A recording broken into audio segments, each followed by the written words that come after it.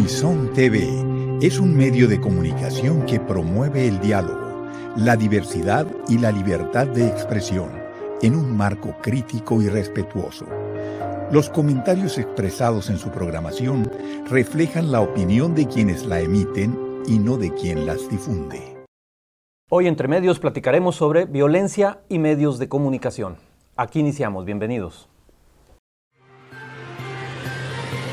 Universidad de Sonora, Unison TV y el Departamento de Psicología y Ciencias de la Comunicación presenta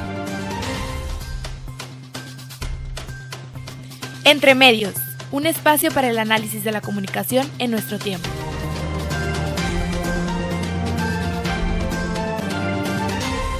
¿Qué tal? ¿Cómo le va? Muy buenas tardes, me da muchísimo gusto saludarles. Soy Jesús Moreno Durazo y le doy la más cordial de las bienvenidas como cada semana a Entre Medios, este esfuerzo del Departamento de Psicología y Ciencias de la Comunicación de la Universidad de Sonora y Unison TV, un esfuerzo, les recuerdo, donde se involucran activamente estudiantes de nuestra licenciatura con la asesoría y el apoyo puntual del staff de Unison TV. Hoy, como le adelantaba en la entrada del programa, vamos a platicar sobre un tema que considero está muy vigente en los medios, pero paradójicamente del cual se analiza poco desde mi muy particular punto de vista. Me estoy refiriendo al tratamiento de la violencia en los diferentes medios de comunicación y en las redes sociodigitales. Vamos a partir de lo sucedido el pasado 9 de febrero con el asesinato o el feminicidio de Ingrid Escamilla a manos de su pareja. Un tema que ha generado muchísima discusión en la opinión pública y en la publicada, y sobre eso vamos a platicar el día de hoy. Me da muchísimo gusto recibir Entre Medios esta tarde a Juan Carlos Zúñiga, periodista, director de Megacanal Sonora y conductor de Reporte 100 en Uniradio. Juan Carlos, gracias por aceptar la invitación a dialogar y a conversar con nosotros Entre Medios. No, al contrario, gracias por la invitación. Y también está con nosotros Norman Navarro, quien, si bien es cierto, ahorita no está activo en el periodismo, tiene muchísima experiencia. ¿Cuántos años, Norman? Más de 30 años de experiencia en el periodismo. Algo así. Gracias. Muchas gracias, qué bueno que estás con nosotros. Gracias a ustedes por la invitación. A ver, comentaba hace un momento el caso de Ingrid Escamilla, un caso que sin duda es para el análisis, es para discutirlo bien, es para reflexionarlo bien, toda vez que las imágenes que circularon al día siguiente, es decir, el 10 de febrero, ya fue asesinada por su pareja el 9 de febrero, el 10 de febrero circularon una serie de imágenes, Juan Carlos, Norman, que sacudieron mucho a la opinión pública. ¿Cómo ves este suceso, tú que estás constantemente expuesto a la emisión de noticias, a la emisión de información, a compartir información en radio, en tele y en tus redes sociales? Es una práctica muy normal, muy común de los cuerpos policíacos y los cuerpos investigadores. De hecho, no nos vayamos tan lejos, no nos vayamos a la Ciudad de México. Hay que recordar el feminicidio de la joven de la Colonia Ley 57, estudiante de arquitectura, el año pasado, en mayo del año pasado, que la mataron, la quemaron, exhibieron su cuerpo, le tomaron fotografías y uno, sin pedirlo, llegaba al WhatsApp las imágenes de esta joven estudiante. No hubo necesidad de que lo publicara algún medio de comunicación o que lo transmitiera alguna televisora, que se divulgara a través de alguna plataforma tradicional o alguna plataforma digital. A través de las redes sociales circuló de una manera exhaustiva.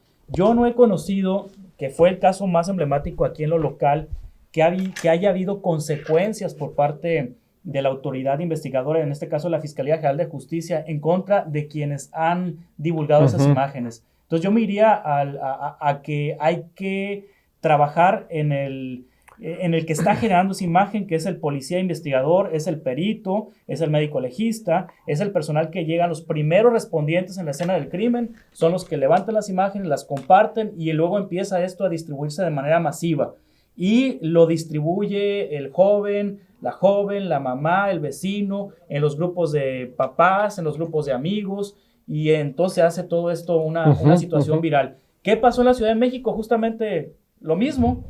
Algún policía, algún perito investigador, algún MP, algún perito tomó las imágenes, las compartió en redes, y aquí además de distribuirse, porque también me llegó la imagen espantosa de Ingrid a mi teléfono celular, hubo medios de comunicación que publicaron y reprodujeron esas imágenes, algo que pues se supone ya está muy hablado, muy platicado, muy tratado dentro de las redacciones de los medios de comunicación, que ese tipo de imágenes se deben evitar. Pero bueno, supongamos que ningún medio de comunicación lo publique, que ningún medio lo diga, lo comparta. Si los medios fueran éticos al 100% y no publicaran esas imágenes, eso no significa que no se vayan a compartir. Sí, porque, a ver, Norman, dos temas que deja Juan Carlos en la mesa. El primero es la cercanía obvia, razonada del Estado, entiéndase los elementos de cuerpos policíacos, con la escena del crimen. Y luego la responsabilidad de los medios. Vámonos por partes. A ver, ¿por qué ocurre esto? ¿Por qué los cuerpos policíacos toman las fotografías y las filtran, las circulan, las rolan, como las queremos calificar, a los medios de comunicación o a redes sociales? Básicamente el problema ¿Y cómo de evitarlo este país, eso? Básicamente el problema de este país, y eso nada más es un reflejo, es la impunidad. No está permitido, y no ha estado permitido desde hace 100 años, publicar adelantos de situaciones jurídicas mientras el juez no haya visto de ellas. No está permitido publicar situaciones de la vida privada, pero obviamente en ninguna redacción se respetan esos principios. Son principios que existen en la Constitución, en el artículo 6º. Respeto a la vida privada. Así es. Respeto a los procedimientos judiciales. No existen, y obviamente, como no ha habido un castigo ejemplar, meter a la cárcel a estos funcionarios o a estos periodistas o a estos peritos, nadie va a la cárcel, se sigue repitiendo. Es la impunidad lo que nos tiene así. Obviamente tiene que haber cárcel, tiene que haber castigo, tiene que haber algo que ejemplifique que no podemos pasar por encima de la vida privada de los demás y no podemos pasar por encima de los procedimientos de justicia. Los medios tienen libertad de expresión siempre y cuando se respete la vida privada, la moral y la paz pública. Y es algo que siempre pasamos por encima. No está permitido que nuestra libertad de expresión pase por la libertad del resto de los ciudadanos de este país. Eso, Juan Carlos, que dice Norman, me parece fundamental porque al parecer no se ha entendido. Es decir, se pone el debate en un contexto de libertad de expresión versus derecho a la información. Es decir, cualquier medio de comunicación, entre comillas, no creo que no se le debe llamar medio de comunicación a un medio que difunde esas imágenes, te dice, sí, lo hago. Uno, porque tengo la libertad, pero además hay un derecho de las audiencias de saber lo que sucede. ¿Tú qué opinas al respecto? Es la forma en que manejas la información. No debes de publicar imágenes de las personas que están imputadas, no debes de publicar nombres ni apellidos, no debes de asegurar que es culpable si antes no fue juzgado por el Poder Judicial, por un juez. Sí, pues hay un debido proceso famoso que está violando. De cómo publicar. Es decir, puedes decir que ocurrió un feminicidio. Acaba de ocurrir uno más, presunto feminicidio en Saguaro Final. Encontraron este sábado a una joven de 27 años muerta, con 8 horas de haber fallecido, lo reporta su novio. Entonces el medio de comunicación tiene que reportar, tenemos la obligación de reportar el hecho, tenemos que consignar que ocurrió un feminicidio, hay que poner pues quizá el primer nombre de la víctima sin los apellidos y no empezar a hacer conjeturas, sino hasta que la autoridad lo informe de manera oficial qué fue lo que ocurrió. La Fiscalía informa que ocurrió un presunto feminicidio, que va a investigar, que va a indagar. Y además no debemos de publicar las imágenes de la joven, del cuerpo. Así es.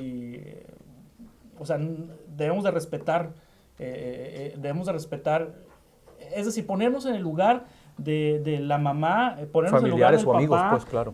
Ponernos en el lugar de los hermanos, de los hijos, de la víctima. Nos gustaría a nosotros que publicaran una foto de tu hija asesinada, te gustaría que publicara una foto de tu papá, te gustaría que publicaran los datos de tu familiar. Pues no. Entonces hay formas de informar de lo que está ocurriendo respetando el debido proceso. Sí, la tentación ahí es muy grande. Bueno, vamos a hacer una primera pausa y vamos a regresar en un par de minutos. Por favor, no se vaya, estamos entre medios.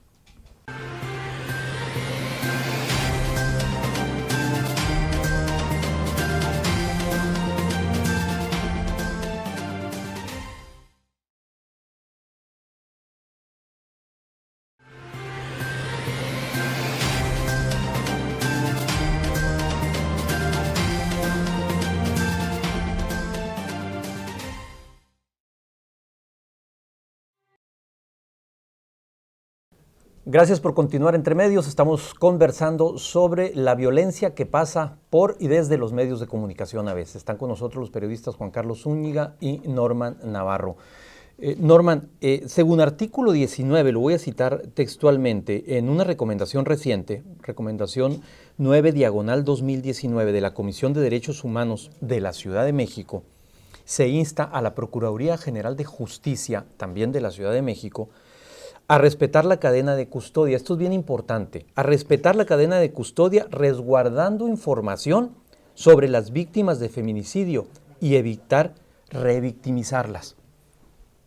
Pero parecería que este tipo de recomendaciones son letra muerta y a nadie le interesa, ni al Estado ni a los medios. Y no solamente en feminicidio. Y no solamente en feminicidio. Tipo de hecho, porque estamos viendo que sacan información de niños, de niñas, de ancianos, de ancianas, de cualquier hecho, y no tiene por qué ser así, porque obviamente la cadena de custodia, al verse rota o verse afectada, estás dejando por fuera elementos que pueden ser usados en el juicio. ¿Qué debemos entender por cadena de custodia para poner sin contexto a la audiencia? Son todos elementos que van a servir para integrar la investigación, para probar o para agregar a la investigación. Pero al verse alterados, contaminados o que son distribuidos entre otras personas, obviamente muchas personas que no tienen que ver con la investigación o el público en general se van a percatar de estos antes que el juez. Y el juez es el que tiene que dar cuenta de todos esos elementos. Es algo muy normal, por ejemplo, en países avanzados como Estados Unidos, en donde nos venimos enterando de un homicidio que ocurrió un mes antes, y nunca hubo detalles, nunca hubo nombres de la víctima, nunca hubo fotografías ni videos. Es obviamente muchas veces sorprendente cuando nos dicen, oye, es que hubo tal caso de tal violación o tal situación. A menos de que el hecho haya sido muy público, como los tiroteos, estos en donde tienen acceso a los helicópteros y todo esto. Pero si tú te fijas, cercan los lugares de los hechos. No dejan pasar a los periodistas y ahí no hay nada de que la libertad de expresión o que déjame ver o tu policía toma una foto y dámela para publicar en el medio. No, está muy penado. ¿Por qué? Porque ahí sí le ponen atención, ahí no hay impunidad. Obviamente, si un juez se entera por un periódico de un elemento probatorio, de un juicio, mandan llamar al policía, mandan llamar al perito y lo meten a la cárcel. Mandan llamar al periodista que se metió al lugar de los hechos porque está alterando el lugar de los hechos. Alterar el lugar de los hechos es un delito, tanto en Estados Unidos como ahora en México, pero es un delito en México de hace poco tiempo para acá. Entonces, y tienes antecedentes, perdón que te interrumpa, y tienes antecedentes de que algún policía, por ejemplo, haya sido a llamar en un contexto como este que estás describiendo, en una investigación en México, en un juicio en México. Hay muy pocos casos ahorita, muy pocos casos. ¿Por qué? Porque la ley apenas se está reformando. Estamos en pañales en esas cuestiones. Fíjate, ¿hace cuánto que abrieron un laboratorio aquí a nivel estatal para criminología científica? Tenemos muy poco tiempo. No existe un área de perfilación criminal profesional como tal. Son cosas que yo cuando me tocó reportear hace 30 años no existían. Ni siquiera había una filosofía de perfilación criminal. Cuando me tocó trabajar casos como el violador de la calle Juárez, acudí con el jefe de la policía estatal y le dije, oye, aquí hay 3 casos de un violador que está actuando sobre la calle Juárez. Y el jefe de la policía dijo, no estés exagerando. ¿De qué año estás hablando? Mentiras. Estamos hablando del 90 y tantos. Antes del 94. Sí, pues digo, no había ni sí, internet ni después. redes sociales todavía, ¿no? No existía nada de eso. No existían programas que ahora son muy comunes, como los de perfilación criminal, los de se me van los nombres, pero ahorita ya hablas de perfilación criminal y la gente entiende. Ahorita ya hablas de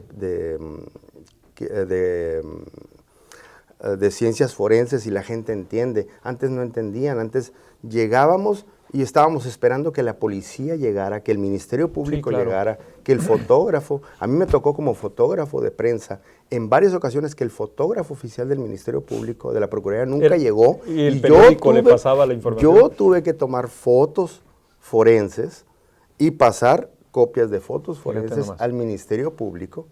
Obviamente no eran las fotos que yo iba a publicar en el periódico, porque son situaciones o condiciones, fotos distintas, en donde tomas detalles de las lesiones de la persona muerta, pero obviamente no eran las que se usaban en el medio. Pero a ese grado de pañales estábamos hace 30 años, y ahorita todavía seguimos muy en pañales en comparación con otras sociedades que están mucho más avanzadas, que le invierten más a la procuración de justicia, que no lo ven como un elefante blanco, que no sienten que sea dinero tirado o perdido.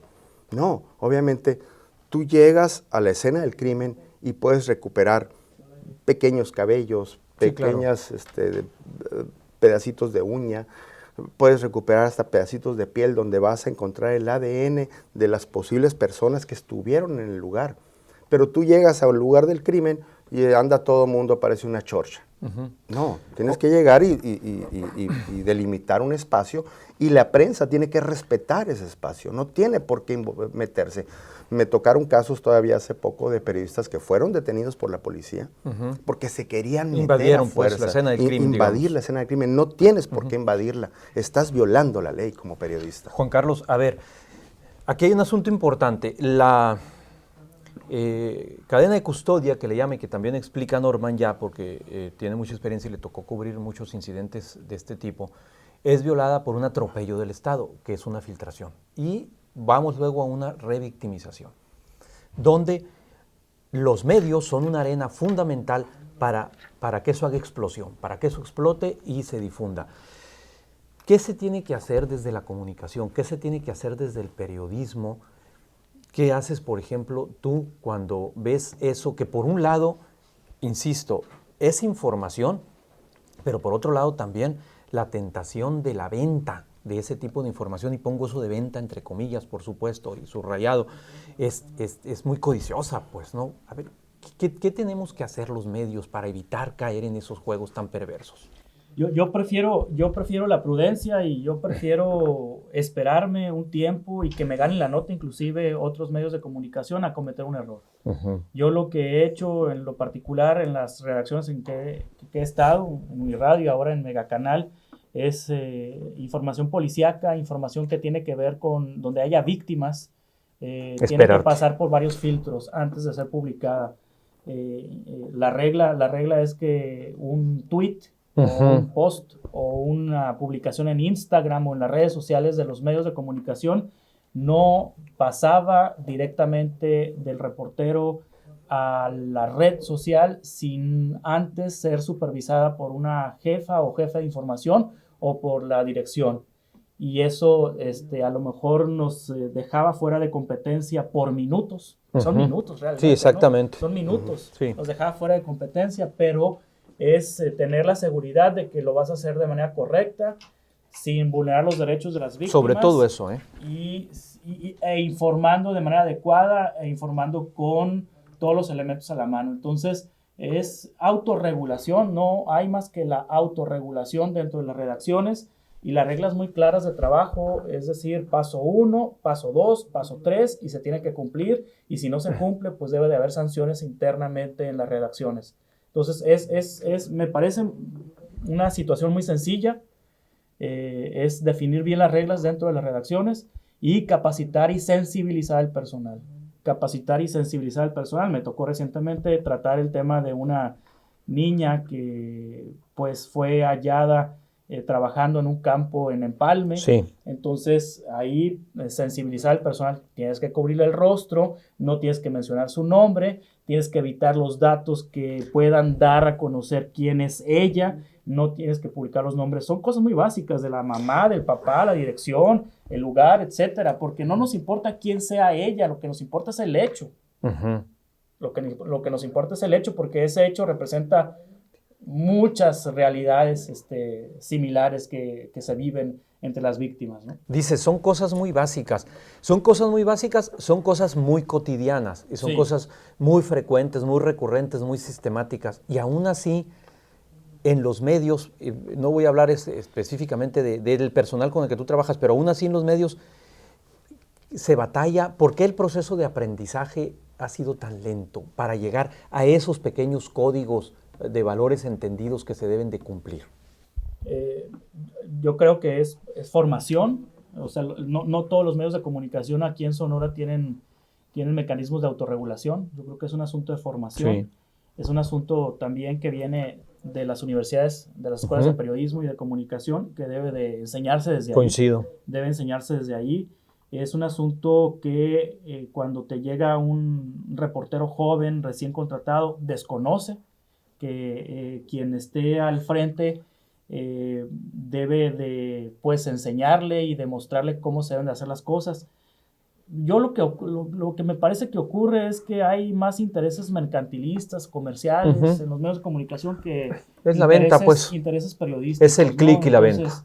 Exactamente. Entonces, mientras una redacción se dedica a hacer periodismo y no publicidad comercial, y no comerciales, y no dinero, y no chayote, yo creo que se va a hacer las cosas con ética, pues, ¿no? Muy bien. Vamos a hacer nuestra siguiente pausa y regresamos en un minuto. Por favor, no se vaya, ya volvemos. Estamos entre medios.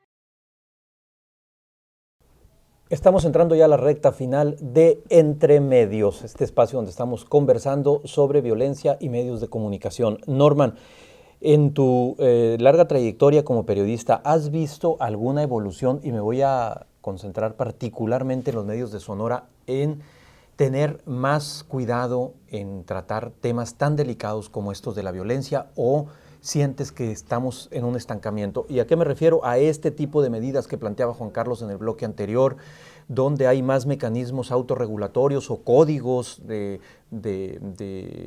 deontológicos o de ética o de conducta del periodista, pues para que quede un poco más claro. Sí he visto cambios. ¿Has visto cambios para bien? Sí, para bien.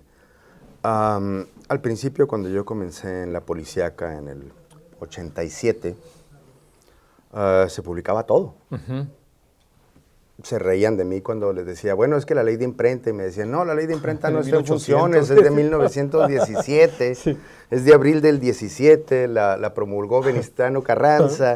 Digo, pues sí, pero el espíritu del constituyente del 17 está vigente. ¿Por qué? Porque pedía que se respetara cosas que se deben de seguir respetando en la actualidad. Y si no lo respetas, ¿qué pasa? Pasa lo que pasó en la Ciudad de México, que las mujeres están hartas, están cansadas, están muy enojadas. Las mujeres abren los periódicos, abren los medios y no se están viendo reflejadas ahí.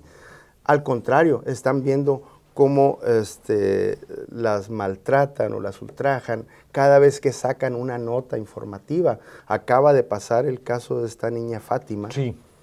Que su mamá se tardó 20 minutos en llegar por ella a la escuela porque había una especie de feria y había mucho tráfico, y cuando llega alguien se había llevado a la niña lamentablemente la acaban de encontrar sin vida en una condición demasiado deplorable, pero dicen, la mamá no llegó por ella. O sea, ya están culpando a la mamá, ya le están echando la carrera del odio encima y la carrera de la culpa encima. ¿Por qué? porque no estamos acostumbrados. No estamos acostumbrados a ver que obviamente a esa niña, aunque la mamá hubiese llegado 5 minutos, no tendría por qué haberle hecho daño, media pues. hora, nadie tenía por qué Así haberla tocado. Así es. Y al contrario, todos teníamos que haber estado al pendiente de esa niña. Muchas veces me toca ver a mí en el negocio niños que entran solos y ahí anda uno averiguando a los papás. Ya me entero que viene caminando el papá y le digo, ¿qué pasó? O muchas veces estoy al pendiente de que no se salga un niño. ¿Por qué? Porque los niños en la antigüedad, en las hordas, cuando vivíamos de otra manera que no vivíamos en ciudades, los niños eran de todos. Todos cuidaban a los niños. ¿Por qué? Porque era lo que estaba plantado, lo que venía, lo nuevo. Era el nuevo fruto que venía.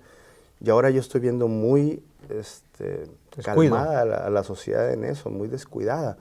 Pero estoy viendo por otro lado que sí, los medios han cambiado. Ya no se publican los nombres de las víctimas. En algunos, ¿no? Se trata de no identificar a las víctimas. Pero me llama mucho la atención que de pronto ponen el nombre de la niña, ponen la edad y ponen la dirección entre qué calles, pero no pusimos el número de la casa. Digo, ¿y qué le estás aportando a la sociedad con eso? No le estás aportando nada. En lugar de ir y averiguar con un psicólogo, oye, esta situación, ¿por qué ocurrió o por qué pasó? No, lo más fácil es agarrar lo que tienes del parte policíaco o lo del boletín que te pasó la Procuraduría o la policía y publicas a lo flojo. Ya saqué la chamba, ya hice lo que tenía que hacer. No, vete al lugar de los hechos, analiza qué pasó, habla con los vecinos, a lo mejor encuentras un testigo, a lo mejor encuentras un familiar, que le puedas explicar a la sociedad mejor por qué ocurrió este hecho y cómo prevenirlo. Pero no, se van simple y sencillamente a puros datitos y no reportear. No sacan la historia, les da flojera sacar la historia. Juan Carlos, dice Norman, hay irritación en las mujeres en la Ciudad de México. Yo me atrevo a pensar que en todo el país. El tema es ahorita. Y esto obviamente me lleva a la siguiente reflexión y es obligada. ¿Cómo estás viendo la política del gobierno federal para atender o no el asunto de los feminicidios en el país? También en días pasados, a raíz de lo de Ingrid, que es lo que hemos venido comentando en este espacio, hubo un enfrentamiento la semana pasada entre una periodista activista con el presidente. Sale de ahí un decálogo que después circula en redes sociales, la área de comunicación de la presidencia, y le fue como en feria al presidente de la República con ese tema. Pues siguen matando mujeres. Yo creo que la política pública que se está implementando hoy, que se implementó el sexenio anterior y que se implementa en Sonora, pues no funciona, ¿no? Si siguen matando mujeres, algo está mal, algo está fallando. Estamos mal. Exactamente. Entonces, a mí, particularmente la anécdota, pues establece ahí que el presidente López Obrador no quiso la semana pasada que la nota fuera el feminicidio y corrigió a la prensa y le dijo a la prensa que él quería que la nota fuera la rifa del avión presidencial. Sí, la cena con empresarios, ¿no? Exactamente, y se molestó porque la prensa le estaba preguntando a Alejandro Gertz Manero, que estaba en la mañanera, sobre su intención de modificar el tipo penal feminicidio, a reformar en el Código Penal cómo se va a abordar o cómo se abordaría desde la Fiscalía General de la República el feminicidio, el delito de feminicidio. Y entonces el presidente se molesta ahí porque la nota va a ser el feminicidio cuando yo quiero que la nota sea el avión presidencial y la rifa, ¿no? Y eso molestó mucho a las mujeres en la Ciudad de México, y porque en el contexto estaba el asesinato de Ingrid, y luego en el contexto viene la represión a la manifestación de las mujeres en Palacio Nacional el viernes pasado, y pues matan ahora a esta niña, encuentran a esta niña muerta, Fátima, ¿no? Exactamente, y aquí en Hermosillo pues también pasan situaciones similares. Yo creo que es una nota que no le gusta a los distintos niveles de gobierno y de todos los colores que aparezca en la prensa. No les gusta las alertas de género. Aquí en Sonora se ha rechazado sistemáticamente la alerta de género. Claudia Sheinbaum en un principio quiso rechazar esto en la jefatura de gobierno de la Ciudad de México, y es una nota que no les gusta dar. Pero bueno, pues están matando mujeres. Yo creo que ahí todos tenemos que ponernos en actividad, a trabajar para prevenir esto, ¿no? Norman, tenemos un par de minutos. ¿No te parece así como un tanto cuanto paradójico que un gobierno progresista, que se dice de izquierda, no tenga, al menos no haya mostrado hasta ahorita, una estrategia clara para hacerle frente al tema del feminicidio en México? Creo que hasta cierto punto andan medio extraviados. Obviamente están muy enfrascados en los problemas que tienen de la cuestión de la economía, la cuestión de los presupuestos, y han perdido de vista que la violencia está causando muchos estragos y la gente se está comenzando a cansar. Y eso es el reflejo.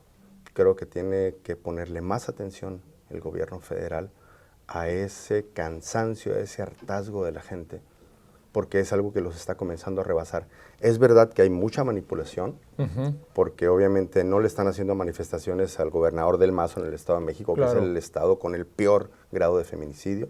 No le están haciendo manifestaciones al gobernador de Oaxaca, en donde un priista mandó rociar de ácido a la noviecita saxofonista por 30,000 pesos.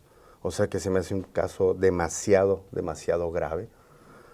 No le están haciendo manifestaciones a ellos, pero sí les están haciendo manifestaciones acá en la Ciudad de México, que obviamente lleva cierto grado de manipulación. Pero independientemente de la manipulación, están matando mujeres.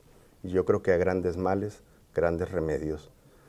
Hace más de 50 años, el último fusilamiento que hubo aquí en Hermosillo fue a un hombre, dos, pero uno de ellos que había matado y violado a una niña pequeña, así como el caso de Fátima. Entonces creo que a grandes males, grandes remedios, va a ser necesario tener que poner la pena de muerte contra el feminicidio. ¿Coincides, Juan Carlos? Está duro, ¿no? Está duro. Tenemos en el un sistema minuto. de justicia penal mexicano. La pena de muerte pena de contra muerte. el feminicidio. Sí existe la pena de muerte, por eso se pudo implementar hace 50 Yo años. la cambiaría por cadena perpetua. Te la cambio por cadena perpetua, no pena de muerte. La opción. Bueno, Es una buena opción. es una buena opción. Es una buena opción. Es una pero buena opción. yo digo que... Muy discutido el asunto de la Yo pena de digo muerte. que aquí, si hay más mujeres en este país, creo que tendría una buena cabida que hubiera pena de muerte por feminicidio. Muy bien. Pues yo les quiero agradecer muchísimo que hayan estado con nosotros platicando entre medios aquí en Unison TV. Gracias, Norma Navarro. Gracias Juan Carlos Zúñiga. Espero que se repita.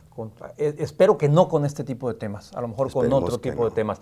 Muchas gracias también a los estudiantes de comunicación que hacen posible este esfuerzo, por supuesto al staff de Unison TV.